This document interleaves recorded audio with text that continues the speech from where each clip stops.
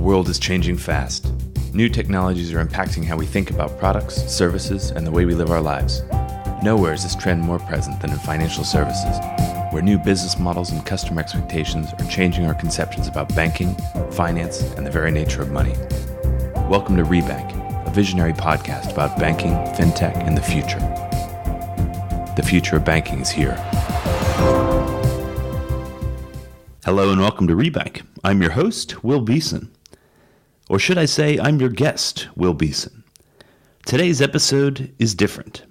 The mic got turned on me this time to discuss CivilisedBank, the SME opportunity, and the future of fintech more broadly. The host is Carlos Espinal, partner at Seedcamp, one of the most active seed funds in Europe. The conversation originally aired earlier this week on Carlos's podcast, This Much I Know, which everyone should totally check out. Hope you enjoy the role reversal. We'll be back next week with another regular episode. Hello, everyone. My name is Carlos Espinal. I'm the host of This Much I Know. The reason why I'm introducing myself in this podcast is because this podcast will be used on my guest's podcast a little bit later, so that way everyone knows who is talking. Our guest today is Will Beeson. He's part of the founding team of CivilisedBank, and he's also the creator and host at the Rebank podcast. And Will, first of all, welcome to the show. Well, thank you. Thanks for having me. And it's always weird, right, when you flip the microphone around. Well, you say always. I don't know. This is the first time I've done it, I think. No, second podcast, I think. So we'll see how it goes. Yeah. Well, I'm excited because I've been, as I mentioned to you offline, I've been binging on your podcast this past few. And it was funny. I was making some comments to my colleagues about some of the data, some of the guests you had mentioned, particularly some of the stuff from how millennials use financial services. It's quite interesting. And there's actually a report that came out that one of my colleagues shared with me by Goldman Sachs.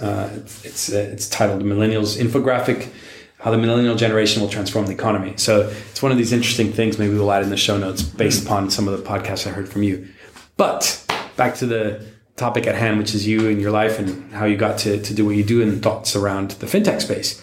So we always like to start off with, what did you study in school? And what was the first thing you did after you graduated? All right. So when I started college, I was very much going to be an econ major because it was going to be all about business.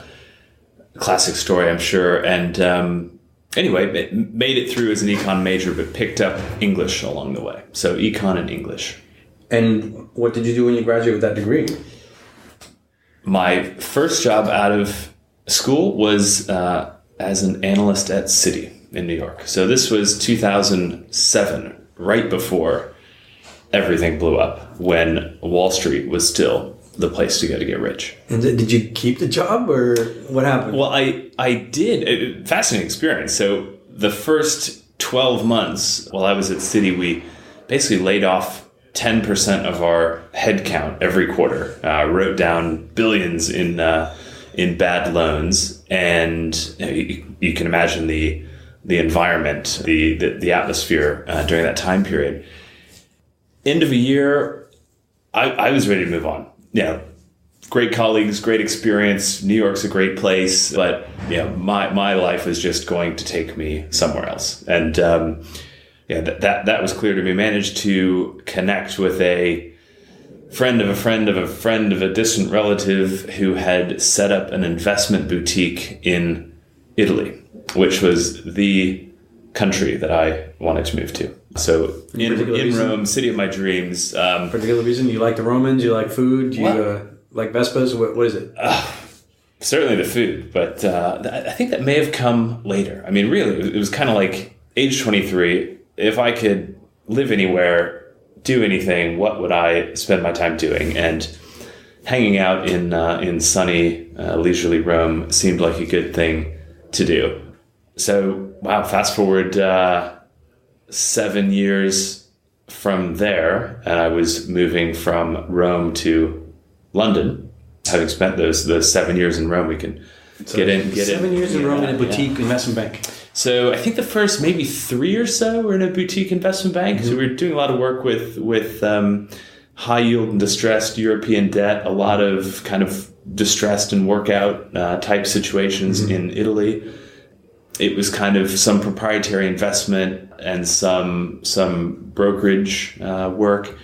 Fascinating. And effectively, it got increasingly closer to operating businesses. So starting out as an analyst at Citi, and it was much more in the, you think very high level about how investments are made, what are the fundamentals, what are the important considerations, moving to this much more fast-paced, hands-on investment boutique where you saw the results of your analysis often very quickly due to the dynamic nature of these situations.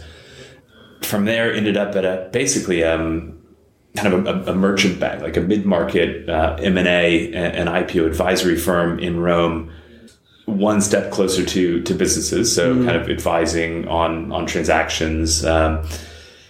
And then from there, actually ended up in-house at a family office in Italy that had made some distressed investments. So it was actually inside companies working on the financial and operational restructuring of legacy businesses, effectively. So I think the business I was working on had been founded in the early 60s as basically a consumer lending company.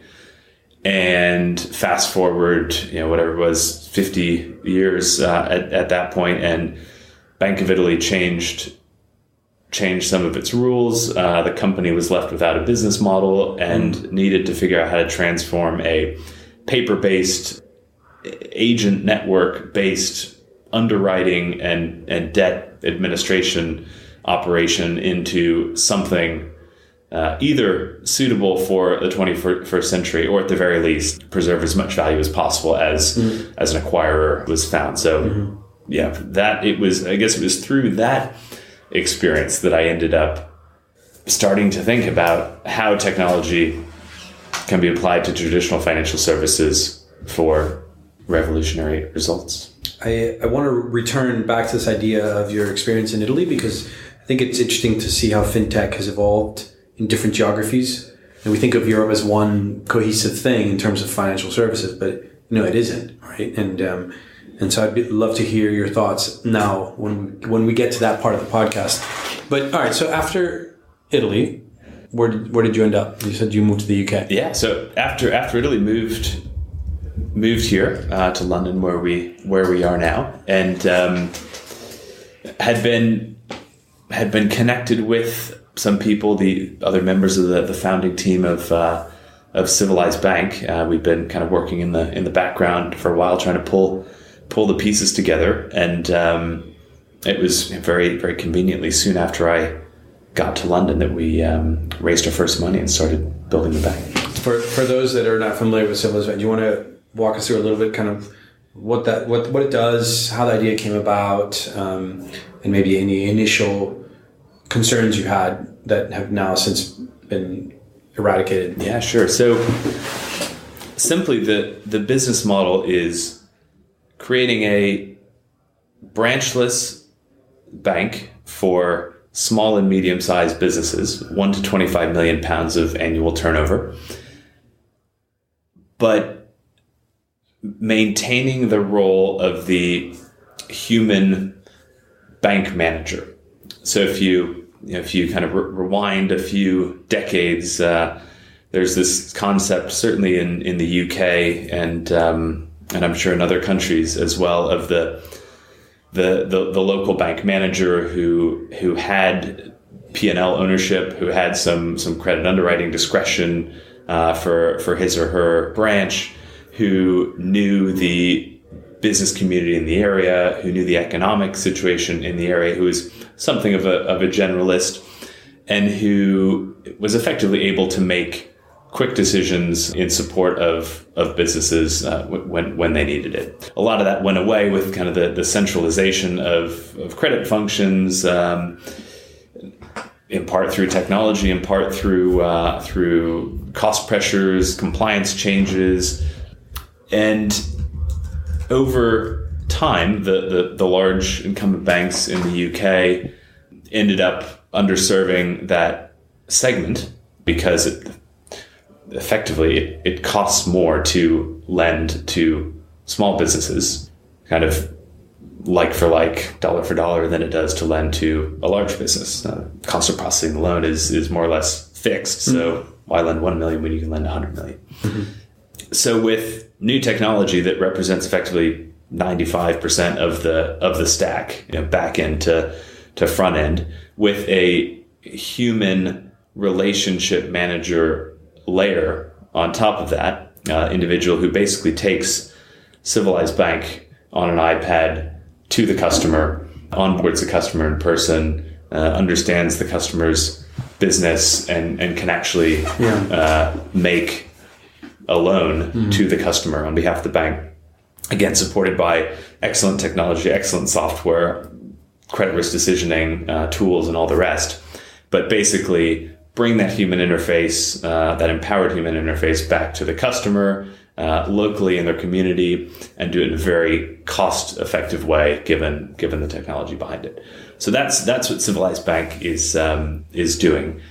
I think the opportunity is one that I don't think is lost on many. In fact, it's kind of this SME play in the UK has gotten increasing attention over the past few years as the RBS Williams and Glynn remedy package was approved, I guess first by the Treasury and then the European government. Long story short, UK stepped in to prop up RBS. They still own a massive chunk of the bank. They're trying to figure out how to exit that position. Haven't been able to find a good way of doing it. And so one of the solutions looks like RBS effectively funding the advancement of its direct competitors in this SME space. So as a result, more people have kind of been looking at it. However, I suppose our journey, now dating back a few years, effectively grew out of the financial crisis. And so you had kind of Basel III plus credit losses, plus a general lack of liquidity in the market.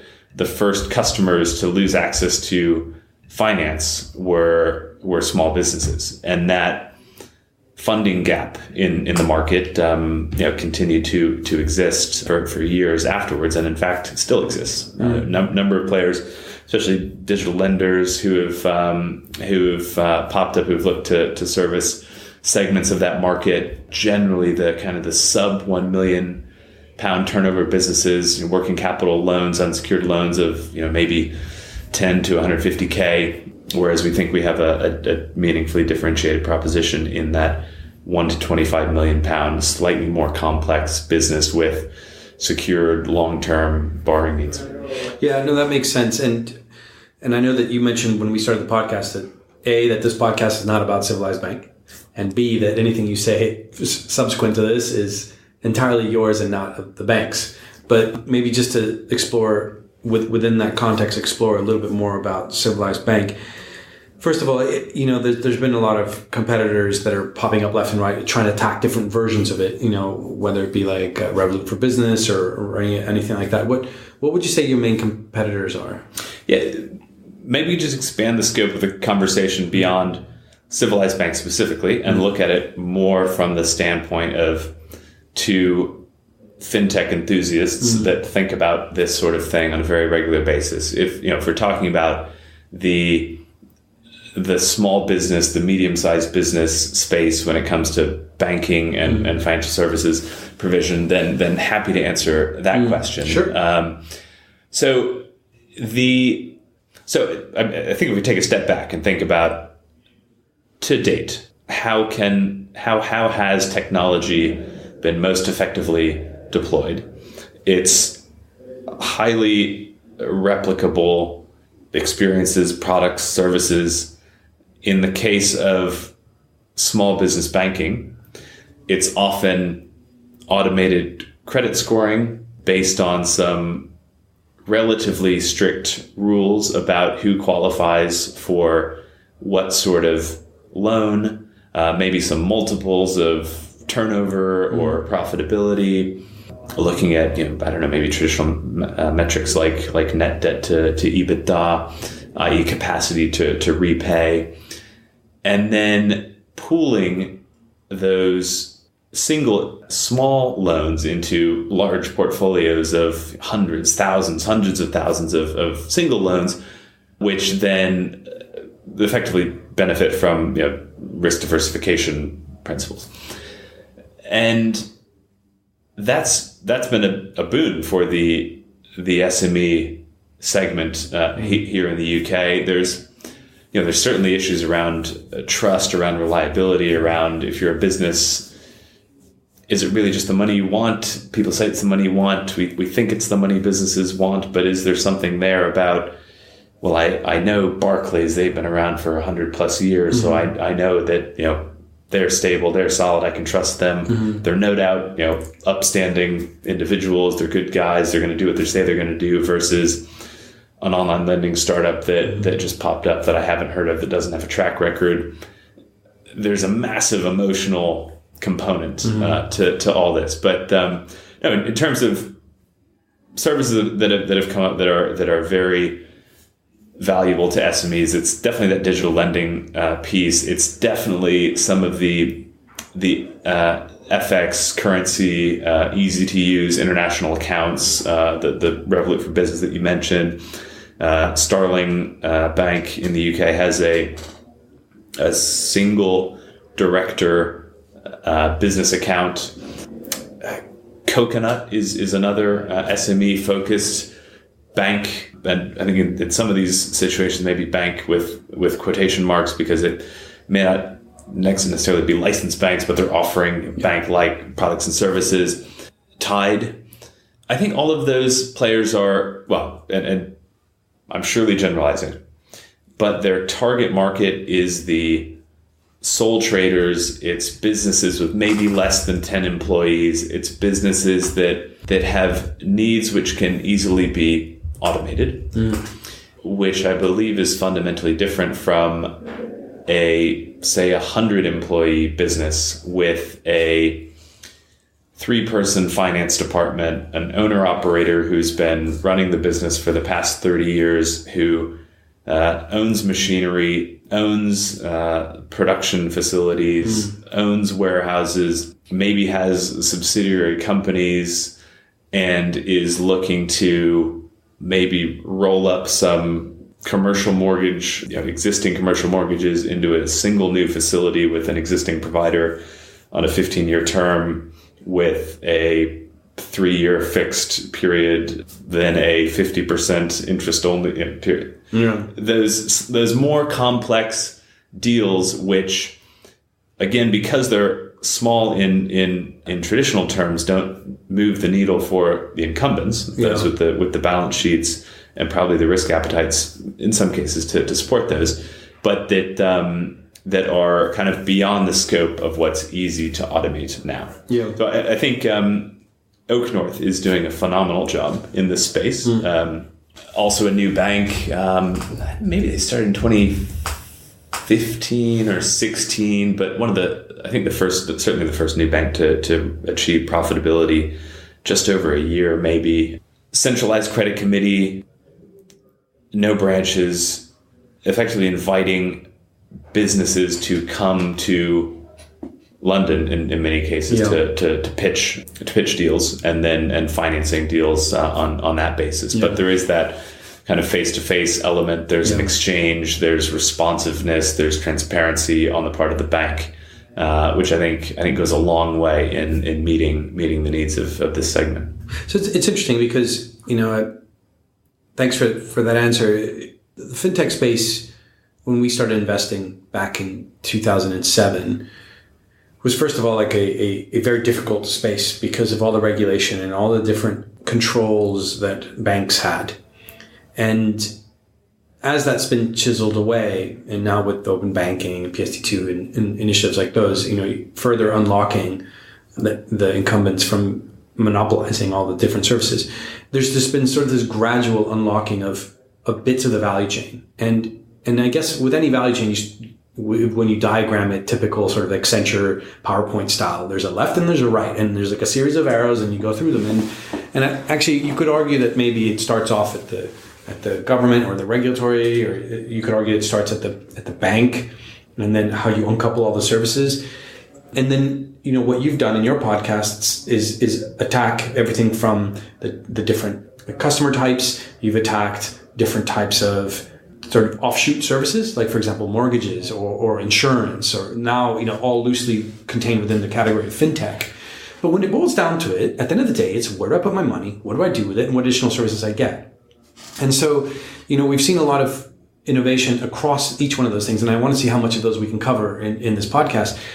And if we start off with, obviously, where you came from, which is, the banking side of things, what sectors and which services at this point do you feel are overhyped? Like, where have we gotten to now in fintech from 2007 being nothing now to having at least 5 different B2C facing current account type services with one born every other day?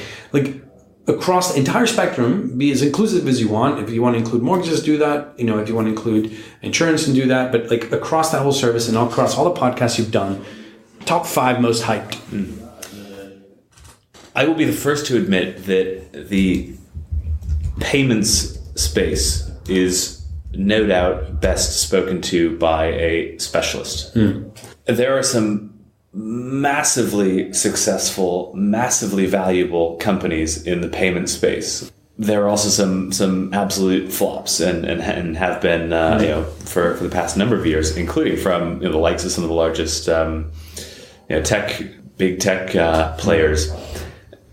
There is so much margin in payments and so much volume that it's natural that that's a space that technology and an opportunity for automation that technology seeks to service. I think that a significant amount of work has been done in payments. If I were starting a company today, it would not be in the payment space. Now, of course, same disclaimer that everyone offers. That's not to say a successful payments company couldn't be started tomorrow. Unless you're a VC in the next 24 hours, nobody's going to hold you to it. And where I do think there's opportunity, mortgage insurance, I think this is probably your next question, so I'm sure I'm anticipating this, but I think that mortgages, insurance, and wealth tech offer significant opportunities. I do want to fully answer your question, though, which is what's overhyped. I don't think the new bank thing is overhyped. I think that we haven't seen kind of the other side of what that's going to look like. We've seen the marketing side, we've seen the user acquisition side, and I guess specifically maybe I'm talking about the likes of Revolut and Monzo, who have done a phenomenal job against much skepticism at building customer bases. I think that the natural next step, whether or not those companies feel it's a part of their DNA, whether those companies feel that that's what they set out to do, but the lending component of the business model, the banking business model, is core. I don't see long-term successful retail banks or business banks that don't leverage lending as a core component of what they're doing. And in part, that's because of the economics. In part, that's because of what I see as eventual investor pressures, market pressures to optimize value creation. That's 2. Got 3 more to go. Oh, wow. We're going for 5. I mean, I suppose. How about, for example, do you think that if we wanted to abstract it out into B2C versus B2B, do you feel that, yes, you mentioned that retail banking without lending is pretty much doomed, but do you think that the B2B side of fintech has more opportunities than the B2C, or do you think that B2C, it's that the brands that were going to be made in this wave of innovation have been made, it's just now seeing how they mature, and therefore just B2C products in general are tapped out because we're seeing ad in the tube every day. Yeah. Maybe that helps. Yeah. No, that does help, and I particularly like your that phrase wave of innovation, this wave of innovation, because yes, there's been tremendous innovation, new companies from zero to household names. But if I really step back, has this kind of fintech promise been delivered, where based on the technology that we have, based on the customer experiences that we're used to in other areas of tech, based on what's possible, has fintech run its course? Like, are payments as easy as they should be? Is banking as easy as it should be? Is borrowing money as easy as it should be? Is understanding your current financial position as easy as it should be? Is applying for a mortgage, buying a house? Maybe mortgage isn't even the right product. You know, like there's been some UX innovation, and there's been some product delivery innovation. I don't think we've really had the experience innovation that's possible, and that we will eventually see. So maybe that's the next wave of fintech. But I personally view a near infinite future roadmap for fintech from here in terms of experience innovation. Well, that leaves the universe quite open, and there are a lot of things that I think have materially changed for several industries within the fintech world since this current innovation wave. So, for example, I don't think we'll go back to the days of the wealth manager that is completely decoupled from a digital support platform. Like, I think those days are gone. Like the sort of black box wealth manager, and there's probably some generations that will continue to use that for a while, but like whether you're like a wealth manager with a nutmeg type support platform, or whether you just directly interface with something like that, even no matter what level of fidelity the product has, I think that those kinds of things will have permanently changed.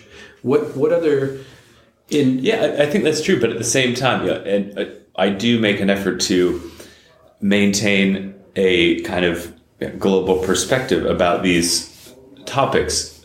You got me there. Well, no, as of course I was just talking about the UK. Fair enough. No, carry on. Not even global in the sense of international, covering every country, but global in the sense of serving products and how they get consumed. So in terms of the demographic that we probably engage most with, those who work near us, we're sitting here in Shoreditch right now, 100% agree with you. Mm-hmm. That said, I think 25% of the UK pension market is defined contribution, and 75% remains defined benefit, i.e. the type that your grandpa had when they went to work for the utility company, and they were guaranteed like a certain percentage of their ending salary or whatever when they stopped working. That stuff takes so long to flow through the entire system, because anyone who started a contract. Can I stop you there? Yeah. Because that's exactly the point that I wanted to get to, which is just like there's velocity of money, there's velocity of services and sort of, cash turnover. And what I think maybe what you're identifying is that there is opportunities within fintech that resemble very much ones that we've currently tapped into, but that are crippled by the speed at which the service is procured by the individuals who benefit from it. And so in this case, this pension product, it's not that innovation and technologies and startups don't have solutions for it. It's just that it's crippled by the fact that the consumption cycle for it is so slow that it will be maybe in the next wave of products that will make it, or a company that's so well funded that it can survive a long sales cycle. Yep. No, that's fair, and totally agree there. I think the other place where we haven't really scratched the surface, despite the fact that Mint.com started in whatever it was 2007, just the integration across various sources of otherwise private data, i.e. different accounts and visibility, and not only visibility but importantly interaction and almost interoperability between different types of accounts. And I'm sure we'll get into this with some of the open banking stuff, but basically the difference between seeing your combined account balance in one place and actually being able to adjust your 401k holdings via the one interface that you want to interact with. So not just the data visibility, but it's actually the ability to go in, make changes, especially when people start thinking about these virtual assistants that are rebalancing your portfolio for you. If you can't implement the changes across platforms, then that sort of service doesn't exist. All right, well, let's jump straight to that, because I think there's a couple of themes, and I haven't mapped them out in my head fully, but there are a couple of themes that tie all these concepts together and predicting the future. So one of them is the regulations and the willingness of financial service providers to integrate and share data. So, GDPR last year, whole mess, and a lot of people panicked, and a lot of people probably have gone under or overboard. The hope that PSD2 brings and open banking brings. But in general, with those two things in mind, how they've been affecting the ecosystem, and what do you predict when you can consider the fact that there's an optimistic view, which is that more services, more data, I can transfer from this service to that service, I can import my data from that, and it means I can get an easier loan because it takes money from that. Or the apocalyptic one, which is insurance now is going to have visibility into your certain spending patterns, which will affect your rate, or your mortgage will be affected by some variables associated with your life insurance because of its awareness of your health state. And so what's your prediction of the future when you consider both the fact that you can look at it with both those lenses? Yeah. I think my immediate prediction is that it will take longer than I hope. That it'll take longer than I expect it to. And I think that has first and foremost to do with the willingness of the most meaningful players in the market to actually support this sort of data sharing, at least the data sharing of the automated variety. These open banking APIs, which are, to quote a friend recently who built a wealth tech proposition through an open banking API. I can get one of the 250 data feeds that I could get from a direct integration that I had with one of my partners. So, you can pre-populate, name and address right now on, to a new account opening journey. But, you certainly can't apply a financial plan and automate that through to execution across, a range of asset classes. So I think in order for that to happen, we're still, years and years away from that. I think that in terms of, to your question specifically, GDPR equals structure around data ownership and data management. That's a great thing for a lot of what we're hoping will happen. It also importantly creates an obligation or requirement for data transportability, which I think is one of the components which is maybe undervalued at the moment, but that will be increasingly relevant over time, i.e. I as bank customer or indeed customer of any organization can ask for my data and take that somewhere else. So there are potentially workarounds to fully functional APIs in time. Do I expect great experiences, or do I expect some of these more dystopian developments? Both.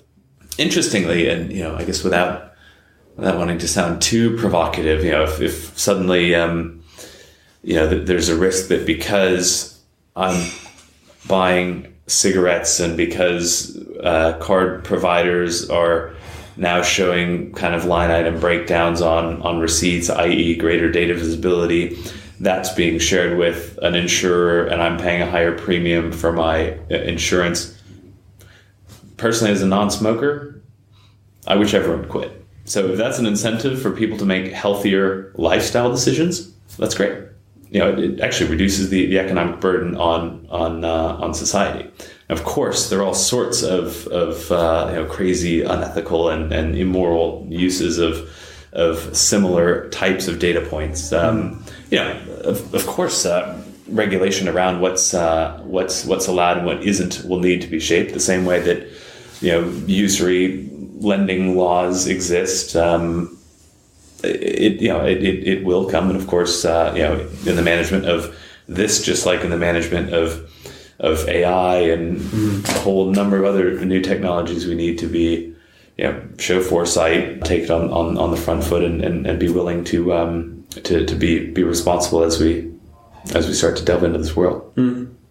Now, if you look at the cost to acquire customers in this space, in some cases, startups have had to project long-term views on when they're going to go cash flow break even, or what size of, and whether we're talking about insurance products or we're talking about wealth management or banking services.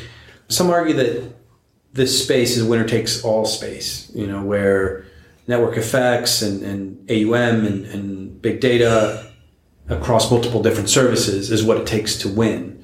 And you could see where the temptation as that winner, monopolist winner, you can then now offer these services cross within your grouping, but also with visibility on the data, because it's all within one thing. So it's actually the apocalyptic scenario, but because it's a winner take all scenario rather than because of some sort of open banking standard that people abused.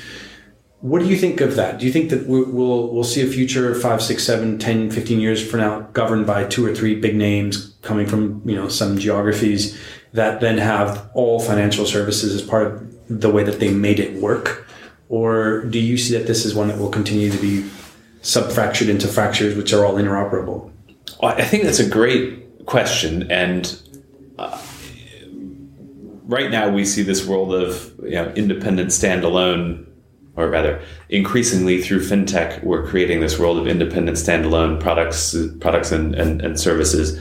I don't expect that to continue. I wholly expect rebundling, to use the term, to happen, because at the end of the day, for mass market adoption, you need simplicity and ease of use. So I do expect roll-ups into the winners, single larger providers.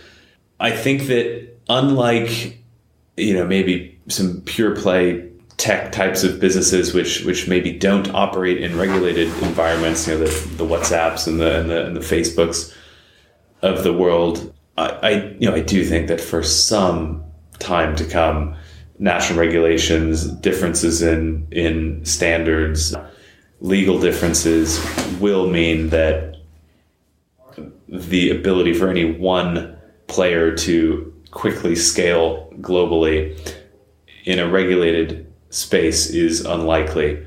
There are unregulated opportunities, probably like interface layer type plays. So someone else is doing the regulated stuff locally and you're kind of stitching that together and owning the front end. I think it's totally possible that sort of thing becomes a winner-take-all space, and the data ownership, data processing, analytics, insight that's derived as a function of being effectively the first mover at scale could exacerbate that winner-takes-all play. Absolutely. I think if you look at fintech verticals, i.e., insurance versus mortgages versus retirement savings versus on and on. I think some of those verticals are more country specific, culture specific, and less likely to experience a winner takes all kind of international or multi-market play. But things like payments, could totally happen. Scary times. Don't want to necessarily make it sound like I'm scared, but I am scared a little bit. What could happen? Scared that you might miss one of the winners. No. I am confident we've already made that investment. All right, perfect. Yeah, I'm confident about that. So you started your career at this really interesting period where you saw the sort of the collapse of the financial world because of bad loans. And I'm curious as to, having lived through that, having seen that from the inside, and then seeing it not only in the US, but also seeing part of it and the recovery of it in Europe, What things do you think are happening at the moment that would be early indicators of something like that? Where would it come from? Like, is this wave of fintech innovation generating a series of products that almost create a need to be subsidized through venture capital money, but then it will ultimately be the downfall? Or do you think it's premature and it's so small and so irrelevant that in the big picture it's not related? Well, I guess to your kind of comment before about fintechs starting to have solved problems now, the extent of the extent of which we may not actually see for years to come. Yes, I am concerned about some of the developments. I think there were stats out recently about how the U.S. unsecured personal loans outstanding is higher now than it was pre-crisis, and something like, can't remember, but a third of that or so is maybe more is from fintechs. So, oh wow, I didn't know it was that high. Yeah. So is ease of borrowing, if I can, 3 taps and I've got an extra 10 grand in my bank account, is that sound from a risk management perspective? Is it healthy from a societal standpoint? Does it perpetuate this kind of desire to live on credit? Certainly making some entrepreneurs and investors quite wealthy. But frankly, that's the same story pre-2007. It's been the story time and again throughout history. Technology doesn't change that. Yeah, accelerates it basically, but it doesn't change it. And so how have you seen different, this is the question that I mentioned to you earlier when we were talking about Italy and geographies. How have you seen different countries manage fintech innovation? Like Europe, as I mentioned before, seems, especially to America, like the EU and the EU as a collective. But the reality is that there's quite a bit of different consumer habits. Forget like just regulation or passporting or anything like that. Just consumer habits.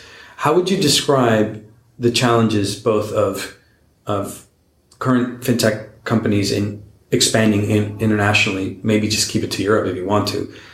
In being able to deal with regulation, difference in regulation, prohibitions that we currently have in place that will prevent this from going as big as we'd like. And then lastly, any kind of localized limitations that you see will paralyze any fintech companies from entering into it. Yeah. It's a great question. I think that, this is no doubt informed by the number of years that I've lived in continental Europe, Italy specifically. It's just fundamentally different culturally than the UK, than the US. Savings is important. Property ownership is important. And not the sort of like aspirational, I want to own my own home and raise a family. But like, if people have cash, they put it under a mattress or they buy a building. Yeah. That's what people do with their money. They generally don't trust banks all that much. There are like kind of financial advisors, investment advisors associated with banks. They're traditionally, I suppose there certainly has been that sort of market. On a more or less regular basis, you'll read about such and such scandal, pensioners who lost all their money through some Ponzi scheme, or debt issuer who raised money on falsified information. Plus, the adoption of technology in different countries happens at different rates, and a lot of that is cultural. I think that basically what we've seen in both the UK and the US in terms of fintech excitement has been a direct result of society's willingness to adopt new technology-based solutions related to money. I don't think that in Southern Europe that there's the same willingness to embrace technology, almost the techno worship that you get in a lot of parts of of the US and UK. So I think that absolutely will kind of slow down the growth of some of these fintech plays in other European countries. That said, there could very well be more tech interested countries that I'm not personally as familiar with. But one is kind of speed and willingness of adoption. One is trust of technology. One is, I guess, importance of a human component, whether it's the human relationship itself or whether it's an inherent trust in if a human does it, then they know what they're doing. If a machine does it, I don't know. And I think in part also it's demand for different products is different in different countries. So we mentioned that unsecured consumer lending in the US, to a lesser extent in the UK, to a much lesser extent in certain European countries. That said, there are other types of products, maybe savings products that are better suited for other European countries than for the UK or the US. Yeah, well, I look forward to seeing what those are. We always like to end with a couple fun questions. I don't know if anybody's ever told you have a slight resemblance to Jack Bauer. From 24. Right. So we'll go with the first one, which is if you had to be a superhero, which one would you be and what superpower would you have? Wow. I'd like to claim that I've never thought about this, but of course that would be a lie, wouldn't it? Come on, man. We all had a childhood. I mean, it's tough not to say Superman, I feel like, just given that he's the generalist of the superheroes, right? Yeah.